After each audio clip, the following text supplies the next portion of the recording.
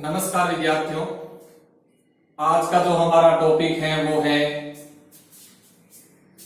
Work, internal energy and enthalpy, यानी कार्य, आंतरिक ऊर्जा और एंथैल्पी के बारे में आज हम इस वीडियो में पढ़ेंगे। तो सबसे पहले लेते हैं हम वर्क यानी कार्य। तो देखो कार्य क्या होता है, कार्य से संबंधित ऊष्मागतिकी में कौन कौन सी धारणाएं होती हैं, अवधारणाओं के बारे में हम जानते हैं। सबसे पहले देखो नंबर 1, कार्य वास्तव में किसी बल के प्रभाव का सूचक होता है। किसी बल के प्रभाव का सूचक होता है, यानी जो कार्य है वो वास्तव में किसी बल के प्रभाव का सूचक होता है। दूसरा बिंदु लें, कार्य हमेशा किसी बाह्य बल के विरुद्ध संपन्न होता है, यानी कार्य हमेशा किसी बाह्य बल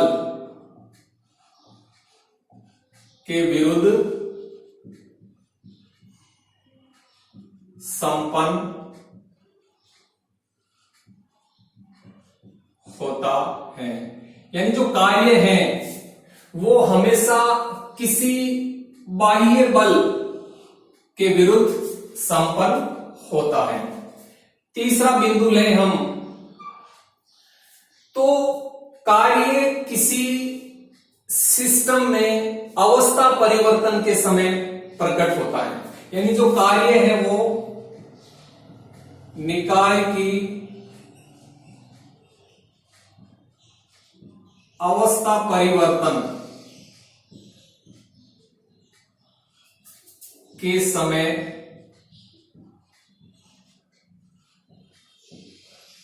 प्रकट होता है, यानी जो कार्य है वो कार्य निकाय की अवस्था परिवर्तन के समय प्रकट होता है। चौथा बिंदु ले, तो कार्य है वो निकाय की परिसीमा पर प्रकट होता है। निकाय की परिसीमा पर प्रकट होता है, यानी निकाय की बाउंड्री पर प्रकट होता है। 5 नंबर बिंदु ले हम कार्य से संबंधित, तो कार्य एक पथ फलन है।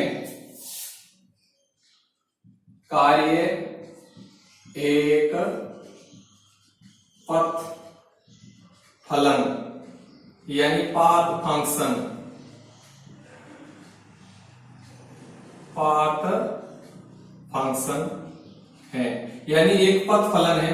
पथ फलन का अर्थ यह हो गया कि जो कार्य है, कार्य का जो मान है वो निकाय के पथ पर निर्भर करता है, न कि निकाय की प्रारंभिक एवं अंतिम अवस्था पर। तो कार्य एक पाथ फंक्शन है। नंबर 6 की बात करें तो कार्य का SI मात्रक जूल होता है। SI मात्रक जूल होता है। 7वां बिंदु लेते हैं हम कार्य से संबंधित, तो कार्य कई प्रकार के होते हैं। कार्य कई प्रकार के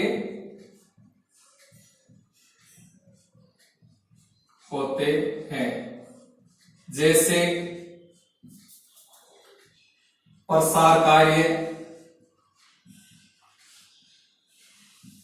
यांत्रिक कार्य यानी मैकेनिकल वर्क, विद्युत कार्य इलेक्ट्रिकल वर्क,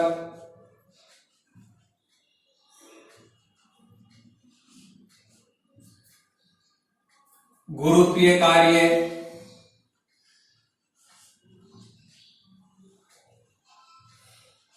आदि। यानी कार्य है वो कई प्रकार के होते हैं, जैसे प्रसार कार्य है, यांत्रिक कार्य है, विद्युत कार्य है, गुरुत्वीय कार्य है आदि कई प्रकार के होते हैं।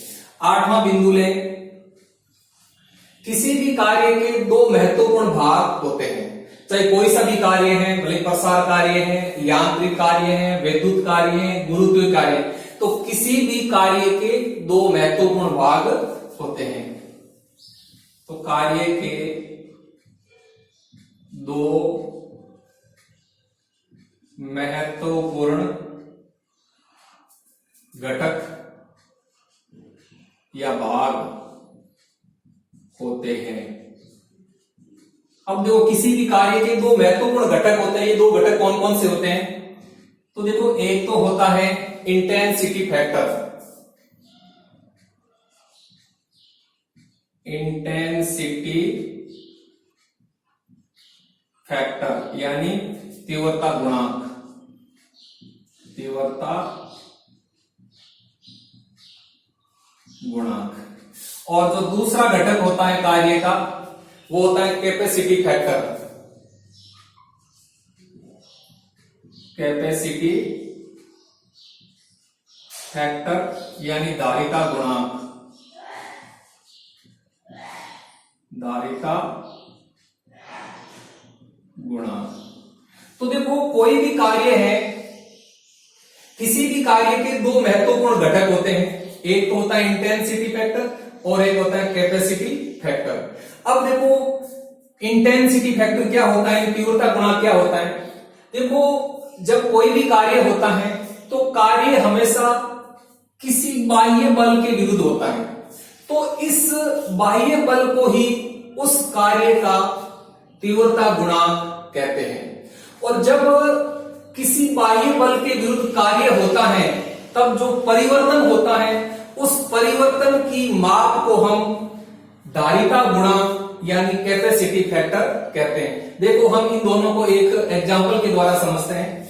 मान लीजिए प्रसार कार्य हो रहा है, प्रसार कार्य हो रहा है, तो देखो जो प्रसार कार्य है वो प्रसार कार्य दाब के विरुद्ध संपन्न होता है, यानी दाब के विरुद्ध संपन्न होता है। यानी जब प्रसार कार्य होता है तब बाह्य बल है वो है दाब, यानी प्रसार कार्य दाब के विरुद्ध संपन्न होता है। और जब दाब के विरुद्ध प्रसार कार्य होता है तब सिस्टम के आयतन में परिवर्तन होता है। तो दाब के विरुद्ध प्रसार कार्य होता है तब आयतन में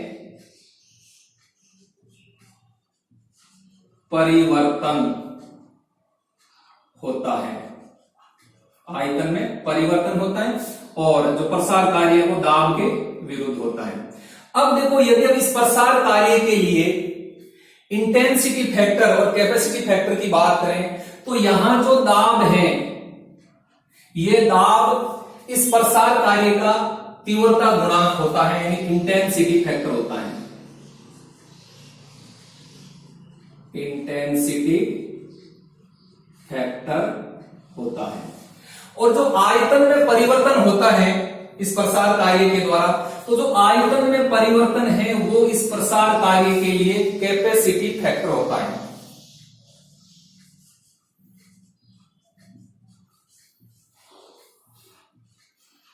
कैपेसिटी फैक्टर होता है। तो इस तरह से किसी भी कार्य के लिए दो महत्वपूर्ण घटक होते हैं, एक तो होता है इंटेंसिटी फैक्टर और एक होता है कैपेसिटी फैक्टर। और जो कार्य होता है वो कार्य इन दोनों के गुणनफल के बराबर होता है, यानी कार्य बराबर होता है इंटेंसिटी फैक्टर गुणा कैपेसिटी फैक्टर। यानी जैसे हम प्रसार कार्य देखते हैं तो प्रसार कार्य क्या होता है, W बराबर P डेल V, तो ये प्रसार कार्य होता है। अब देखो इसमें P क्या है, P है वो इस कार्य का तीव्रता गुणांक है और आयतन परिवर्तन क्या है, धारिता गुणांक है। यानी जो कार्य है वो कार्य इन दोनों के गुणनफल के बराबर होता है, यानी इंटेंसिटी फैक्टर और कैपेसिटी फैक्टर का जो गुणनफल है वो कार्य के बराबर होता है। तो ये कार्य से संबंधित 8 बिंदु है। अब देखो हम 9वां बिंदु लेते हैं कार्य से रिलेटेड।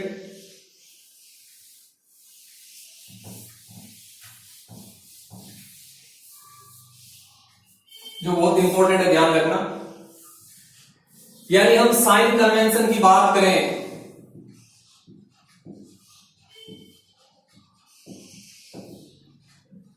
तो हम देखें कि कार्य है वो एक बीजगणितीय मात्रा है, एक बीज गणितीय मात्रा है। अतः जो कार्य है वो पॉजिटिव अथवा नेगेटिव हो सकता है। कार्य का जो साइन है वो पॉजिटिव अथवा नेगेटिव हो सकता है। अब हम देखते हैं कि कार्य है वो कब पॉजिटिव होता है, कब नेगेटिव होता है। तो देखो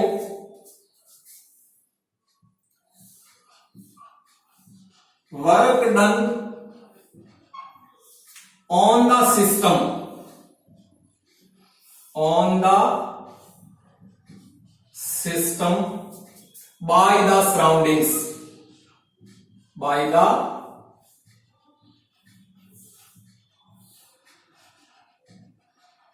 सराउंडिंग्स। यानी यहां हमने क्या देखा है कि जब परिवेश है वो सिस्टम के ऊपर कार्य करता है, यानी परिवेश के द्वारा सिस्टम के ऊपर कार्य किया जा रहा है, यानी work done on the system by the surroundings. तो इस कंडीशन में क्या होता है कि सिस्टम की जो एनर्जी है, तो सिस्टम की एनर्जी में वृद्धि होती है, यानी सिस्टम की एनर्जी इंक्रीज हो जाती है जब परिवेश है वो सिस्टम के ऊपर कार्य करता है। तो ऐसी स्थिति में सिस्टम के लिए कार्य है वो पॉजिटिव होता है। ठीक, जब परिवेश यानी सराउंडिंग्स सिस्टम के ऊपर कार्य करता है तब सिस्टम की एनर्जी बढ़ जाती है, और ऐसी स्थिति में सिस्टम के लिए जो W है वो पॉजिटिव होता है। दूसरी बात देखो, work done by the surrounding, sorry by the system on the surrounding,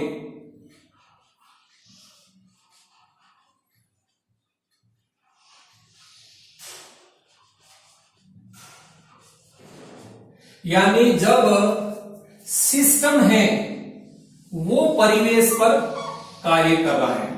ठीक, यानी जब work done by the system on the surrounding, यानी सिस्टम है वो अपने परिवेश के ऊपर कार्य कर रहा है, तो उस कंडीशन में क्या होता है कि जो सिस्टम की एनर्जी है उसमें कमी आती है।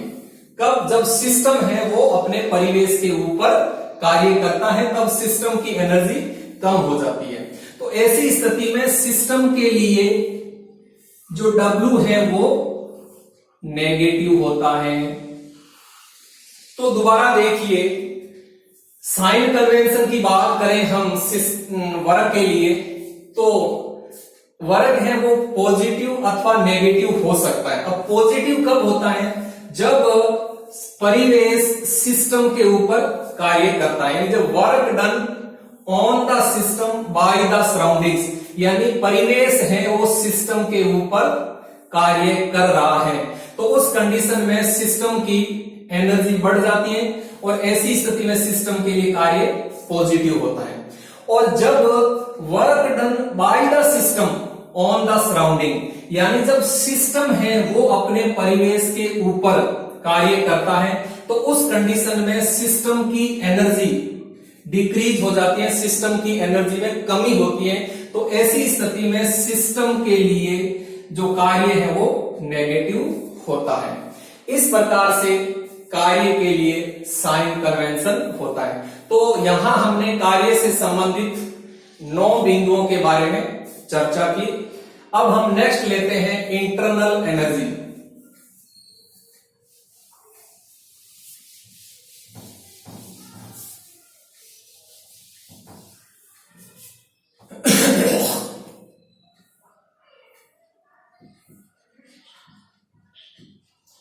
इंटरनल एनर्जी, जिसको हम हिंदी में कहते हैं आंतरिक ऊर्जा, इंटरनल एनर्जी यानी आंतरिक ऊर्जा। अब देखो आंतरिक ऊर्जा क्या होती है, किसी भी सिस्टम की जो टोटल एनर्जी होती है उस टोटल एनर्जी को ही उस सिस्टम की इंटरनल एनर्जी यानी आंतरिक ऊर्जा कहते हैं। तो आंतरिक ऊर्जा हो गई सिस्टम में विद्यमान संपूर्ण ऊर्जा को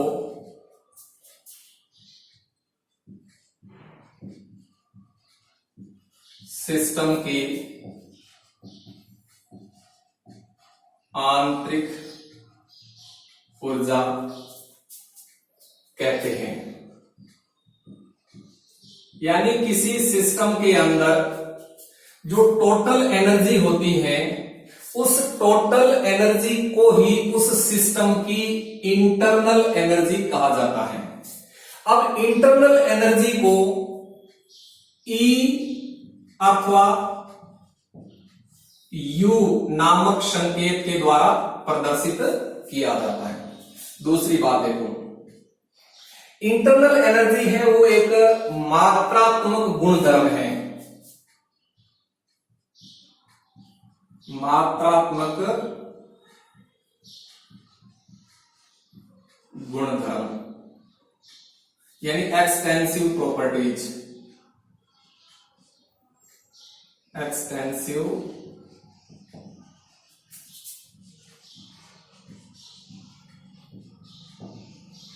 प्रॉपर्टीज है।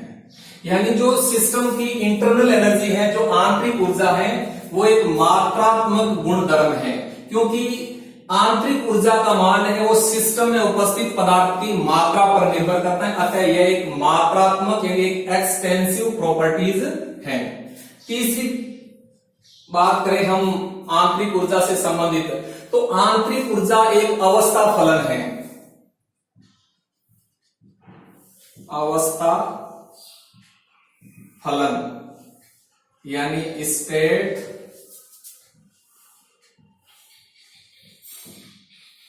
फंक्शन है।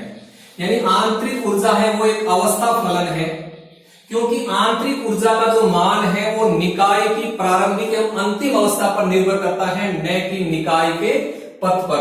अतः जो इंटरनल एनर्जी है वो एक अवस्था फलन है। नेक्स्ट बिंदु की बात करें तो आंतरिक ऊर्जा का ऐसा ही मात्रक जूल होता है, ऐसा ही मात्रक जूल होता है।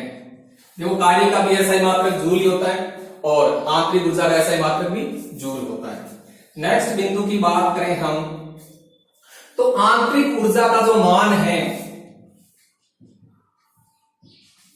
आंतरिक ऊर्जा का मान दाब,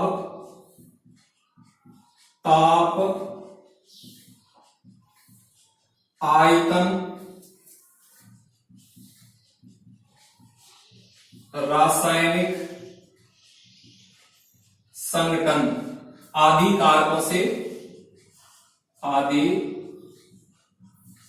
कारकों से प्रभावित होता है, प्रभावित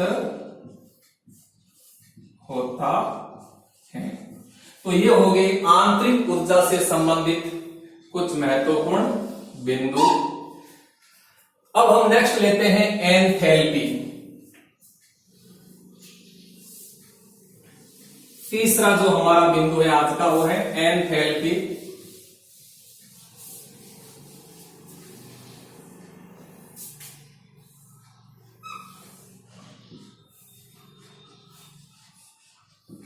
एंथैल्पी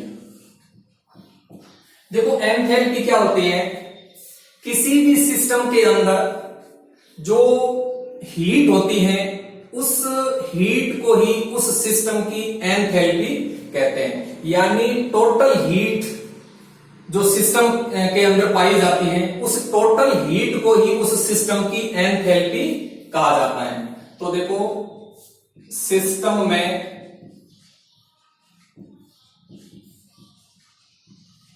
विद्यमान संपूर्ण उष्मा सिस्टम की एंथैल्पी कहलाती है। और यानी कोई भी सिस्टम है, किसी भी सिस्टम के अंदर उष्मा रूपी जो एनर्जी है, यानी जो टोटल हीट है जो सिस्टम के अंदर पाई जाती है, उस टोटल हीट को ही उस सिस्टम की एंथैल्पी कहते हैं। अब एंथैल्पी को हम H नामक संकेत के द्वारा निरूपित करते हैं, प्रदर्शित करते हैं। तीसरा बिंदु देखो, एंथैल्पी एक मात्रात्मक गुणधर्म है। मात्रात्मक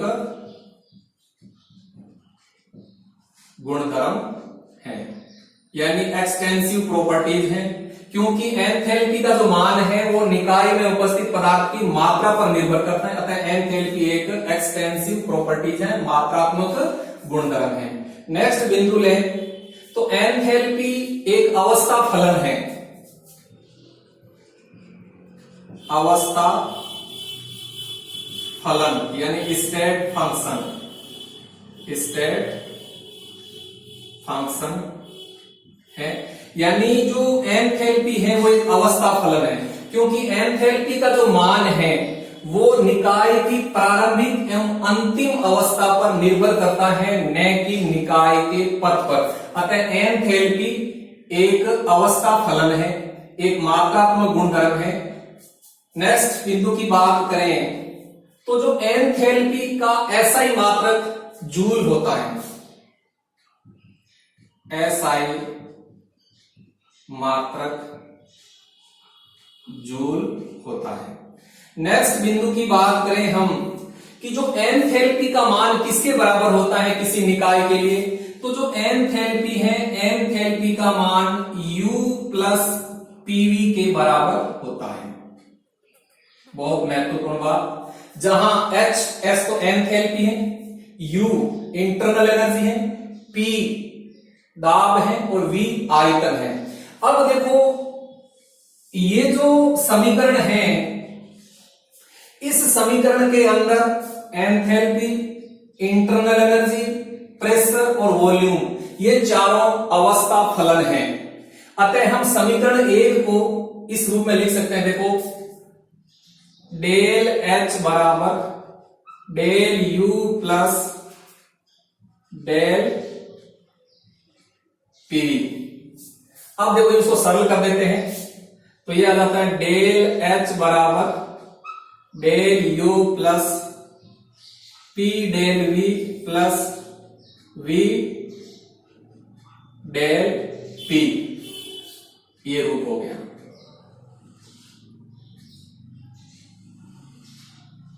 इसको समीकरण नंबर 2 मान लेते हैं।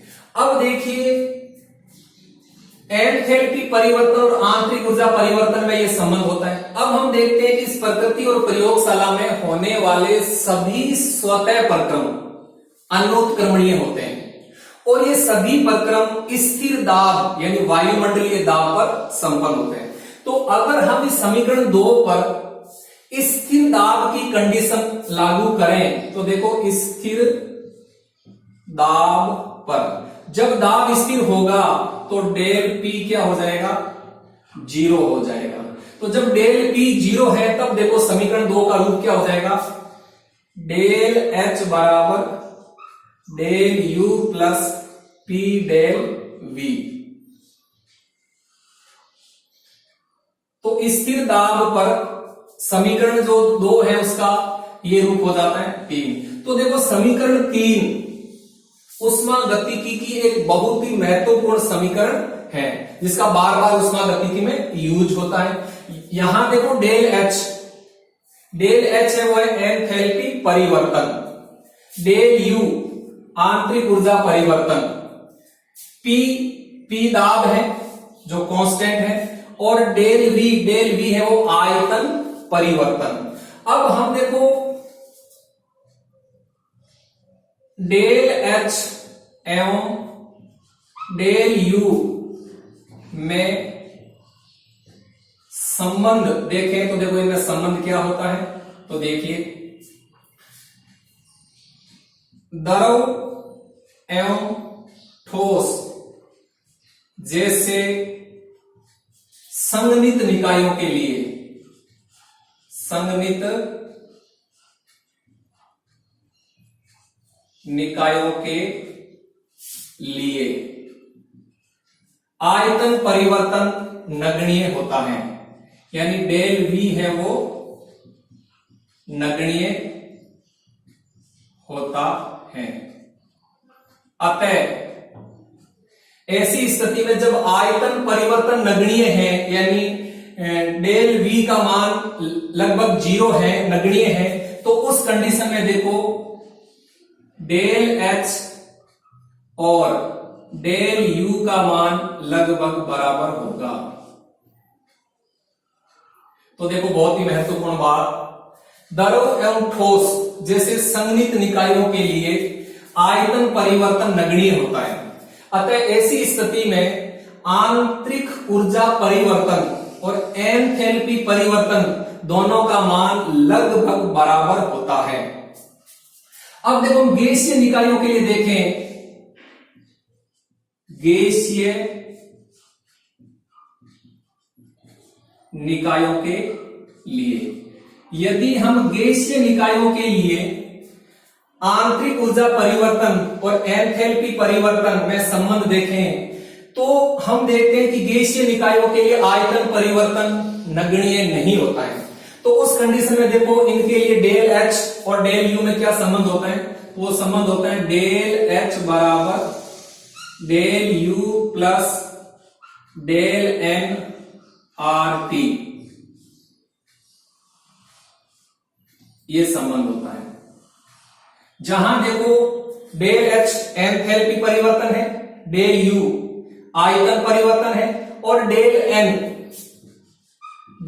एन है गैसीय उत्पाद के मोलों की संख्या माइनस गैसीय क्रियाकारकों के मोलों की संख्या। उल्टा मत लिख देना, गैसीय उत्पाद के मोल माइनस गैसीय क्रियाकारकों के मोल, वो हो जाएगा डेल एन। आर एक स्थिरांक है जिसका मान 8.314 जूल प्रति केल्विन प्रति मोल होता है, जिसको हम गैस स्थिरांक कहते हैं, और टी है वो टेम्परेचर होता है।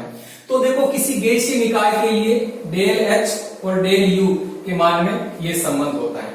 अगर देखो डेल एन का मान 0 हो जाता है, तो अगर डेल एन का मान 0 हो जाता है तो उस कंडीशन में डेल एच और डेल यू का मान बराबर हो जाता है। और अगर डेल एन का मान पॉजिटिव है, अगर डेल एन का मान पॉजिटिव है तो उस समय डेल एच का मान डेल यू से अधिक होता है, यानी उस समय डेल एच है वो डेल यू से बड़ा होता है। और जब डेल एन का मान नेगेटिव होता है तो उस कंडीशन में डेल यू का मान डेल एच से अधिक होता है। तो इस प्रकार से गैसीय निकायों के लिए आंतरिक ऊर्जा परिवर्तन और एंथैल्पी परिवर्तन में ये संबंध होता है। तो इस प्रकार से आज हमने इस वीडियो में कार्य, आंतरिक ऊर्जा और एंथैल्पी से संबंधित कुछ महत्वपूर्ण बिंदुओं के बारे में चर्चा की। आपको ये महत्वपूर्ण बिंदु समझ में आए होंगे। अब आप आज का असाइनमेंट के लिए क्वेश्चन नोट कीजिए। आपको लिखना है निम्न पर टिप्पणी लिखिए। तो आपको टिप्पणी लिखनी है आंतरिक ऊर्जा और एंथैल्पी पर।